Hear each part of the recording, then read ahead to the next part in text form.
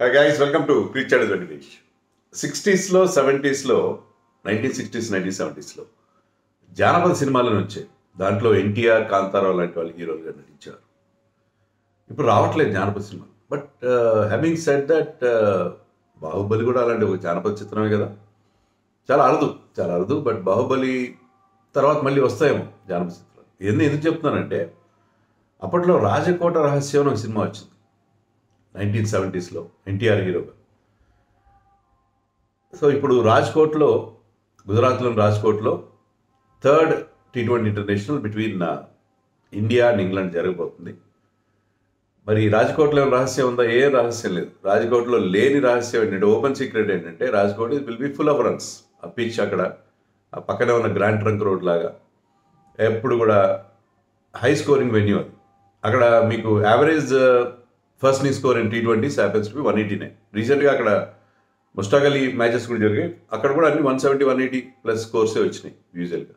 So it is going to be high scoring venue. అయితే ఇక్కడ ఒక రైటర్ ఉంది. అదేంటంటే, రాజ్కోట్లో 2 రకాల పిచ్లు చేస్తారు వాళ్ళు. సౌరాష్ట్రకి headquarters, Saurashtra Ranji team. కొన్నిసార్లు ఇట్లా ర్యాంక్ మంచి బ్యాటింగ్ ప్యారడైజ్ ఉంటుంది. అట్ ది సేమ్ టైం వాళ్ళకి మంచి స్పిన్నర్స్ ఉంటారు కదా. మనం చూసాం అక్కడ రంజీ మ్యాచ్ జరిగింది. రంజీ మ్యాచ్ జరిగినప్పుడు ఏంటంటే ర్యాంక్ టర్నర్స్ కూడా ప్రొడ్యూస్ చేస్తారు. Jadeja got 12 wickets. సో అక్కడ 2 రకాలు ఉంటాయి. హై స్కోరింగ్ పిచ్చెస్ చేస్తారు, ర్యాంక్ టర్నర్స్ కూడా చేస్తారు. మరి ఇండియా ఏమో going in to the match with 4 spinners. Last మ్యాచ్లో ఈ మ్యాచ్లో కూడా 4 స్పిన్నర్స్తో వెళ్ళే అవకాశం ఉంది. మళ్ళీ ఒక టర్నింగ్ ట్రాక్ చేస్తారా? లేకపోతే T20 మ్యాచ్ కాబట్టి జనం వచ్చేది కూడా 6లు 4లు చూడడానికి వస్తారు కాబట్టి మళ్ళీ ఒక మంచి బెల్టర్ of a wicket, batting friendly wicket చేస్తారని చూడాలి. బట్ మోస్ట్లీ బ్యాటింగ్ ఫ్రెండ్లీనే ఉంటుంది ఎప్పుడు రాజ్కోట్లో. ఎప్పుడు కూడా high scoring. Last time last year ఇదే జనవరిలో మన టీం ఆడినప్పుడు శ్రీలంక దగ్గర అగేన్స్ట్గా 228 ఎంతో చేశారు మన వాళ్ళు ఫస్ట్ బ్యాటింగ్ చేసి. సూర్యకుమార్ యాదవ్ సెంచరీ చేశాడు. So it's going to be high scoring venue అని అనుకుందాం.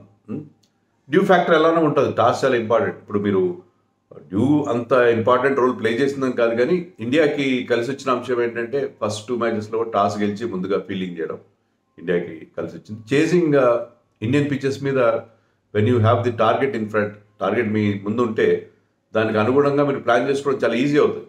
So I think chasing is always going to be easy on Indian pitches అని అనుకుంటున్నాను నేను. సో టాస్ గెలవడం చాలా ఇంపార్టెంట్. ఇండియా టాస్ గెలిచినా గెలవకపోయినా ఇప్పుడు వాళ్ళు ఉన్న ఒక మంచి డామినేటింగ్ పొజిషన్లో ఉన్నారు. చాలా డామినేటింగ్ పొజిషన్లో ఉన్నారు. ఇంగ్లాండ్కి ముఖ్యంగా స్పిన్ అంటే భయం, స్పిన్ ఫోబియా క్రియేట్ చేశారు. పర్టికులర్లీ వరుణ్ చక్రవర్తి ఆటల్లో వాళ్ళు చాలా ఇబ్బంది పడతారు. వరుణ్ చక్రవర్తి కాకుండా ఈవెన్ రవి బిష్ణోయ్ రన్స్ ఇవ్వకుండా కంట్రోల్ చేస్తున్నాడు వికెట్లు దిగిపోయినా. బట్ అతన్ని getting Ravi Bishnoi away is also become difficult. Same applies to Axar Patel. Washington Sundar of course last మ్యాచ్లో ఈ played mostly as a batsmen. 1 over మాత్రం వేసాడు. ఆ 1 ఓవర్లో వికెట్ తీశాడు. సో మన 4 స్పిన్నర్స్ కూడా వాళ్ళకి చాలా ఇబ్బందికరంగా తయారయ్యారు. అండ్ ఫాస్ట్ బౌలర్స్లో Harshdeep is doing an excellent job. Harshdeep చాలా మంచి, అంటే బుమ్రా, షమీ లాంటి వాళ్ళు లేని లోటును అతను చాలా వరకు తీరుస్తున్నాడు. సో ఇండియాకి ఎలాంటి ఇబ్బందులు లేవు. ఇది ఇక్కడ గెలిస్తే సిరీస్ గెలిచేస్తారు. సో దాంట్లో ఏంటంటే అన్అసైలబుల్ లీడ్ వచ్చేస్తుంది. 3-0తో సిరీస్ గెలిచే అవకాశం ఉంటుంది. దానికోసమే మన వాళ్ళు ట్రై చేస్తారు. చాలా మంచి పర్ఫార్మెన్స్. మనం T20 వరల్డ్ ఛాంపియన్స్ అయిన తర్వాత 17 T20 ఇంటర్నేషనల్స్ ఆడితే దాంట్లో 15 గెలిచారు మన వాళ్ళు. ఆ రకమైన ఒక అల్ట్రా అగ్రెసివ్ అప్రోచ్ కనిపిస్తుంది మనకి. గతంలో అంటే సీనియర్స్ రిటైర్ అయినందువల్ల ఇది వచ్చిందని మీలో ఇమీడియట్గా కామెంట్స్ వస్తాయి. ఎందుకు ఇంత బాగా ఆడుతున్నారు మన T20 టీం అంటే? అంత యూత్ఫుల్ విగర్, యూత్ఫుల్ జస్ట్ కనిపిస్తుంది అక్కడ. కరెక్టే, అగ్రీడ్. బట్ దానికంటే మెయిన్గా ఏంటంటే దానివల్ల సీనియర్స్ రిటైర్ అవ్వడం వల్ల మీకు మల్టీ స్కిల్ ప్లేయర్స్ చాలామంది వచ్చేసారు. దాంట్లో తిలక్ వర్మ లాంటి వాళ్ళు, Abhishek Sharma, they can also bowl. So left handers ఎక్కువ వచ్చారు. లెఫ్ట్ రైట్ కాంబినేషన్స్ మనకి లాస్ట్ మ్యాచ్లో ఐ థింక్ 5-6 లెఫ్ట్ హ్యాండర్స్. నాకు లాస్ట్లో నవ్వొచ్చిన విషయం ఏంటంటే వరుసగా లెఫ్ట్ హ్యాండర్స్ వస్తున్నారు. అక్షర్ పటేల్ అవుట్ అయితే వాషింగ్టన్ సుందర్ అవుట్ అయితే హర్షదీప్ సింగ్. కంటిన్యూస్గా left handers coming to the crease, something that we see very rarely. Even మన ఛాంపియన్స్ ట్రోఫీ టీంలో కూడా లెఫ్ట్ హ్యాండర్స్ తక్కువ ఉన్నారు. సో మనకి లెఫ్ట్ రైట్ కాంబినేషన్ కానీ, multi skill players, batsmen who can bowl, అలాంటి వాళ్ళందరూ రావడం జరిగింది. బట్ వీళ్ళందరూ ఏంటంటే చాలా ఫియర్లెస్ బ్రాండ్ ఆఫ్ క్రికెట్ ఆడుతున్నారు. మనం బ్యాస్ బాల్ ఏదో చెప్పుకున్నాం కానీ అలాంటిది మనం T20స్లో మన యంగ్ టీమ్ అలాంటి ఒక డిస్ప్లే ఇస్తుంది ఖచ్చితంగా. So team is really doing well. But England నేను తక్కువగా అంచనా వేయడానికి వీళ్ళు లాస్ట్ మ్యాచ్లో అతి కష్టం మీద నెగ్గారు అనేది మర్చిపోకూడదు. మనం England has bounce back somewhat in the last match. ముఖ్యంగా వాళ్ళు బౌలింగ్ చాలా బాగా చేశారు లాస్ట్ మ్యాచ్లో. బ్యాటింగ్లో వాళ్ళకి మెయిన్ ప్రాబ్లం అవుతుందంటే పార్ట్నర్షిప్స్ రావట్లేదు. అగ్రెసివ్గా ఆడుతున్నారు, కొంతమంది స్కోర్ చేస్తున్నారు. లాస్ట్ మ్యాచ్లో బ్రైడన్ కార్స్ కానీ జేవి స్మిత్ కానీ they look good. But Buttler is doing extremely well. But partnerships రావట్లేదు. రెగ్యులర్ ఇంటర్వల్స్లో వికెట్స్ పడుతున్నాయి. సో మొదటి 4 వికెట్లు వాళ్ళకి ఒక 60-70 రన్స్కి 4 వికెట్లు పడిపోతున్నాయి. దాంట్లో ఏంటంటే వాళ్ళకి కావాల్సిన ఆ మొమెంటం రావట్లేదు. సో ఈసారి ఆ పార్ట్నర్షిప్స్ కోసం వాళ్ళు ప్రయత్నం చేస్తారు. ఒక బ్యాట్స్మెన్ కాస్త నెమ్మదిగా ఆడితే ఇంకొక వైపు అగ్రెషన్ అలాంటిదో వాళ్ళు అప్రోచ్ అంటే ఆల్అవుట్ అగ్రెషన్ కాకుండా కొంచెం డిఫరెంట్గా వెళ్ళే అవకాశం మనకు కనిపిస్తుంది. అందరూ కూడా చాలా ఫ్రీ స్ట్రోకింగ్ ప్లేయర్స్ ఉన్నారు వాళ్ళ టీంలో కూడా. బట్ వాళ్ళ అప్రోచ్లో కొంత చేంజ్ తీసుకొస్తారు అని నేను అనుకుంటున్నాను. ఎందుకంటే మెకల్లమ్కి ఫస్ట్ అవుటింగ్ ఇది as a white ball coach. So ఈ టీంతో కూడా కొన్ని బౌన్స్ బ్యాక్ అయ్యే పరిస్థితి అతను క్రియేట్ చేస్తాడని మనం ఎక్స్పెక్ట్ చేయాలి. ఇండియన్ టీంకి మార్పులు ఉండే అవకాశం ఉంది. ఎందుకంటే Nitish Kumar Reddy unfortunately out of the tournament. ఆడిన ఒకే మ్యాచ్లో అతను బ్యాటింగ్ రాలేదు, బౌలింగ్ రాలేదు, కానీ ఫీల్డింగ్లో చాలా ఇంప్రెస్ చేశాడు. చాలా మంచి భవిష్యత్తు ఉన్న కుర్రాడు Nitish Kumar Reddy. Unfortunately injury, side strain, serious injury కాదు, కానీ ఈ సిరీస్ అతను ఆడే అవకాశం లేదు. కాబట్టి శివం దూబేని సడన్గా పట్టుకొచ్చారు. శివం దూబే మొన్న రంజీ మ్యాచ్లో 2 ఇన్నింగ్స్లో డక్అవుట్ అయ్యాడు, కానీ బట్ ఈజ్ డిఫరెంట్ ఫార్మాట్. ఈ ఫార్మాట్లో అతను ఎక్స్పర్ట్. సో శివం దూబే టీంలోకి వస్తాడు జురెల్ ప్లేస్లో. జురెల్ ఏంటంటే ఏదో అపధర్మంగా లాస్ట్ మ్యాచ్లో ఆడాడు, కానీ I think Shivam Dube is more suited, ముఖ్యంగా మిడిల్ ఓవర్స్లో ఫినిషర్ రోల్లో శివం దూబేని. కానీ రమణ్ దీప్ కూడా ఛాన్స్ ఉంది. రమణ్ దీప్ కూడా మంచి ఫినిషర్. సో అది డెసిషన్ మరి తీసుకోవాలి. బట్ శివం దూబేకే అతనుకున్న ఎక్స్పీరియన్స్తో అతను ఆడిస్తారని నేను ఎక్స్పెక్ట్ చేస్తున్నాను. సో ఆ ఒక్క మార్పు ఉండే అవకాశం ఉంది. వాషింగ్టన్ సుందర్ మైట్ కంటిన్యూ, లేదా రమణ్ దీప్ తీసుకురావాలి, అతను కొంత మీడియం పేస్ బౌలింగ్ కూడా వేస్తాడు అనుకుంటే వాషింగ్టన్ ప్లేస్లో రమణ్ దీప్ తీసుకురావచ్చు. But Washington played well in the last match. Washington ఎందుకు తీసేస్తారు? Washington played well. So I think ఒక్క మార్పు Shivam Dube in place of Jurel, అదొక్కటే మనం ఎక్స్పెక్ట్ చేయొచ్చు. ఇంగ్లాండ్ టీంలో ఎలాంటి మార్పు లేదు. ఆల్రెడీ వాళ్ళు 11 అనౌన్స్ చేసేసారు. బెథెల్కి అతను ఇల్నెస్ వల్ల లాస్ట్ మ్యాచ్ ఆడలేదు, సెకండ్ మ్యాచ్ ఆడలేదు. బట్ అతని ప్లేస్లో వచ్చిన James Smith was very impressive. Debut చేశాడు అతను లాస్ట్ మ్యాచ్లో. So James Smith will continue. అలాగే బ్రైడన్ కార్స్ కూడా, అతను కూడా అట్కిన్సన్ కంటే చాలా బెటర్ అనిపించాడు బ్యాటింగ్లో కానీ బౌలింగ్లో కానీ. Very impressive. So same last మ్యాచ్లో వాళ్ళు ఓడిపోయినా కూడా అదే 11తో వాళ్ళు వెళ్తున్నారు. సో రాజ్కోట్లో డెఫినెట్గా బ్యాటింగ్ ఫ్రెండ్లీ ఉండే అవకాశం ఉంది. ఇండియాకి ఒక ప్రాబ్లం ఉంది కెప్టెన్ సూర్యకుమార్ యాదవ్తో. సూర్యకుమార్ యాదవ్ లాస్ట్ టైం ఒక 75 చేశాడు హైదరాబాద్లో బంగ్లాదేశ్తో జరిగిన మ్యాచ్లో. ఐ థింక్ ఆ మ్యాచ్లో సంజు సెంచరీ చేసినట్టు.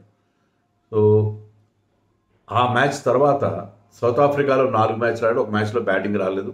దాంట్లో కూడా అతని హైయెస్ట్ స్కోర్ 21 ఎంతో ఉంది high score South Africa series. ఈ సిరీస్లో కూడా ఫస్ట్ 2 మ్యాచెస్లో ఫెయిల్ అయ్యాడు, including 1 duck. So Suryakumar Yadav మనం చూస్తే వరుసగా 3 డక్స్ ఉన్నాయి. అన్నీ అంటే అతను అంతకుముందు డొమెస్టిక్ ఆడినప్పుడు విజయ్ హజారేలో ఆడాడు, వన్డే ఫార్మాట్ అది.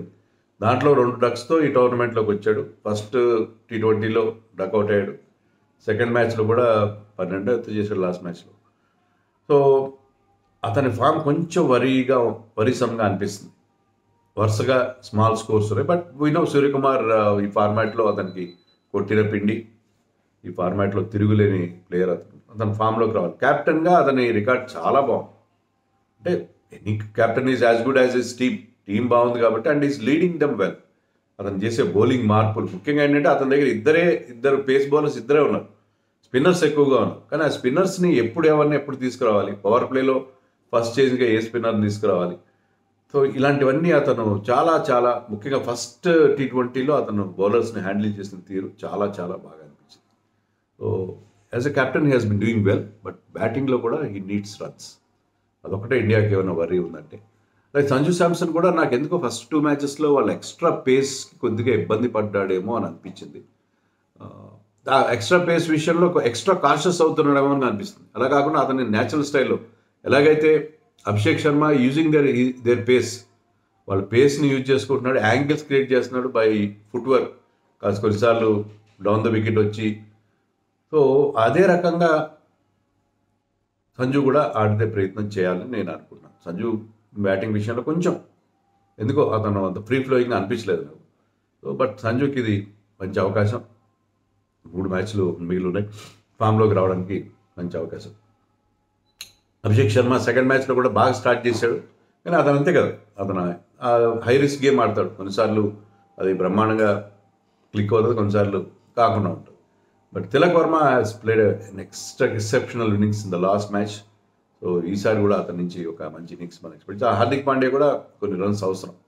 ఫస్ట్ మ్యాచ్లో అతను పెద్ద ఛాన్స్ రాలేదు, సెకండ్ మ్యాచ్లో ఫెయిల్ అయ్యాడు. లుక్ గుడ్ స్టార్ట్ చేసినప్పుడు ఫస్ట్ బాల్ మంచి 4 కొట్టాడు. అండ్ అతను అంతకుముందు సయీద్ ముస్తాక్ అలీ కూడా మంచి ఫామ్లో ఉన్నాడు.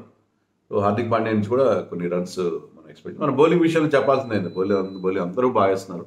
వరుణ్ చక్రవర్తి వాళ్ళ మీద ఒక ఫోబియా క్రియేట్ చేశారు. వరుణ్ చక్రవర్తి అంటే వాళ్ళు వణుకుతున్నారు. సో ఈ హై స్కోరింగ్ వెన్యూలో మరి టాస్ చాలా కీ రోల్ ప్లే చేస్తే ఇంగ్లాండ్ బౌన్స్ బ్యాక్ అవుతుంది. బౌన్స్ బ్యాక్ అయ్యి వాళ్ళు గెలిస్తే బాగానే ఉంటుంది, సిరీస్ కూడా ఇంట్రెస్టింగ్ ఉంటుంది. ఇక్కడ మన వాళ్ళు గెలిచేస్తే అంత కిక్ ఉండదు కదా. వాళ్ళు గెలవాలని కోరుకోం కానీ మనం వాళ్ళు కూడా వాళ్ళ pace bowlers Jofra Archer went for lot of runs, 60 runs ఇచ్చాడు. కానీ Mark Wood also gave runs, but వాళ్ళ extra pace is definitely causing some concern.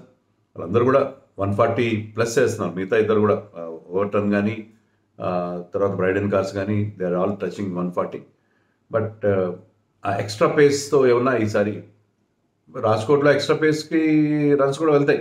చూడాలి మరి ఈ మ్యాచ్లో వాళ్ళు కంబ్యాక్ అవుతారా, ఏం చేస్తారు, లేకపోతే రెహాన్ అహ్మద్ ఏమైనా తీసుకొస్తారు. Rehan Ahmed I think they already announce 11 కదా. సో చూడాలి ఏమవుతుందో. అండ్ ఇక్కడ కూడా ఇండియా టాస్ గెలిచి ముందు బ్యాటింగ్ చేస్తే 3-0తో సిరీస్ గెలిచేస్తారు.